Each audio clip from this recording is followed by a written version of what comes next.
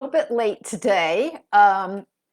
So have you heard that once a cheater, always a cheater? Well, this is part of my bad marriage advice. I'm Leslie Dories, your marriage coach, creator of the Hero Husband Project, and founder of and owner of Foundations Coaching. So, first off, let me tell you, cheating is never okay, and you cannot fix what's going on in your relationship by going outside of it. Now, that said, there is a lot about cheating that is not understood. And by the way, not all cheating is created equal. So, the idea that cheating, that once somebody cheats, that means they're always going to cheat and always be untrustworthy. That's not entirely true, but cheating is actually very, very devastating. So, please avoid it at all costs. But as I learned with many of the couples that I've worked with, you can come back from cheating. Now, my recommendation is if there is something going on in your marriage that is not working for you, please deal with it. Because going outside, like I said, going outside of your marriage is not going to be the answer. And by the way, if your partner has cheated on you, you are not responsible for their decision to cheat. They are responsible. You are responsible for what your marriage looks like. They are responsible for what they have done in relation to that. And I get this. And, like I said, I've worked with couples around cheating. And a lot of times, I'm remembering one particular couple that when they came to me, they were very distressed because he had had a mental health breakdown and he ended up cheating. And while she was devastated by this, they both really had an understanding of what was going on and they really wanted to rebuild their marriage. And they Googled and they did all these things, and all they kept running into was a marriage can't survive infidelity. And I'm here to tell you that is not true. Now, I am going to tell you that it's really hard work that not everybody is cut out for or capable of doing. But here's the thing. Most of the time, people do not intentionally go out and cheat. There is a segment of the population that absolutely refuses to be monogamous. And if that's your partner, then yes, you either have to learn to live with their infidelities or you have to figure out a way out.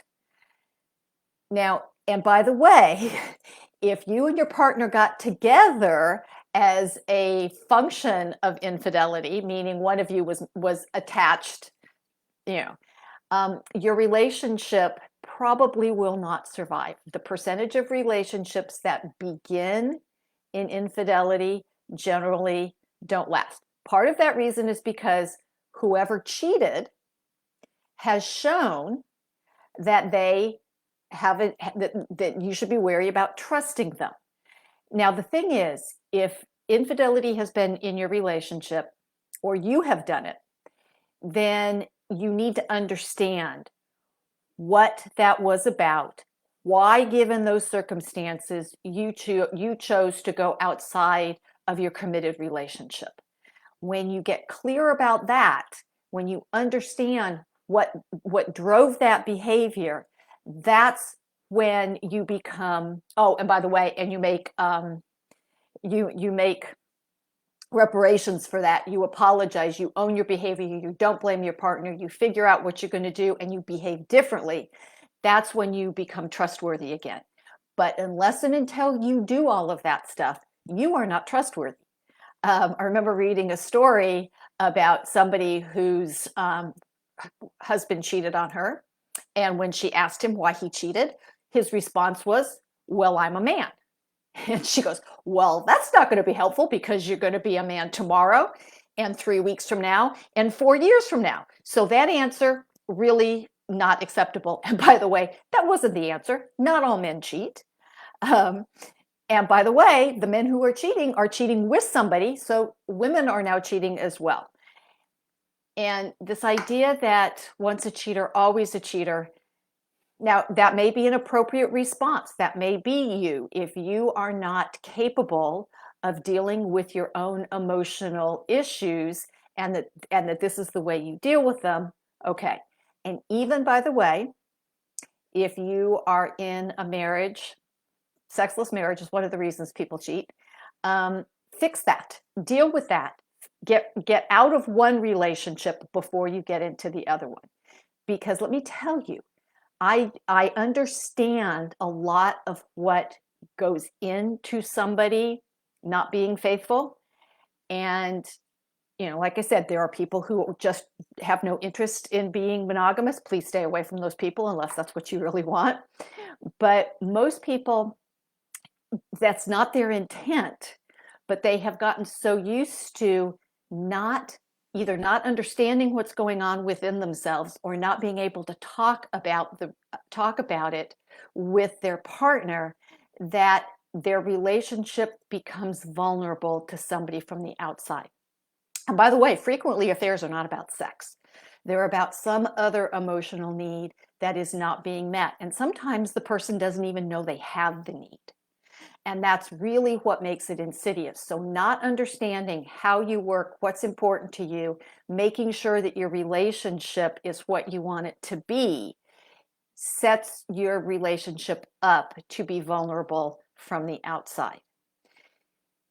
Again, the decision is always yours to act on it. And that's where the damage is done.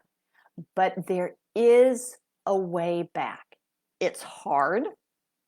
It requires both partners to get really honest with themselves and with each other, but you can come back from it. And when you have knowledge about why you behave in a certain way, why you choose this action versus this other action, that's when you can create a better relationship. You can heal from the infidelity, and you can be on the lookout for anything that is going to jeopardize that primary relationship. So the truth of the matter is that once a cheater, always a cheater is not true. But it's still always better to figure out what's going on before that opportunity presents itself. And if your partner is a little concerned about someone in your life that they don't fully trust, please listen to them and please be willing to take a look at what that other person is bringing to your life. Sometimes the request to end that relationship is a reasonable one. Sometimes it's not, but you're not going to know unless you look at it. And if this has happened with you and you want to save your marriage, I'm going to tell you, you can. It's hard, but it's possible. So it doesn't have to be the end of your relationship. And if you'd like to know how to do this, I'm more than happy to talk with you about it. I would love to hear your comments, your positions on this, because I know that this is not a common position. And most people think it is an absolute deal breaker. And if that's your case, that's fine. It may be a deal breaker for you, but there may be something that you want to salvage in your relationship. So please feel free to subscribe to the channel. Let me know your comments. If you want to talk with me, please send me an email, or you can put a DM down below, or just put in the comments below, want to talk, and I'll be happy to talk with you. And until next week, stay loving.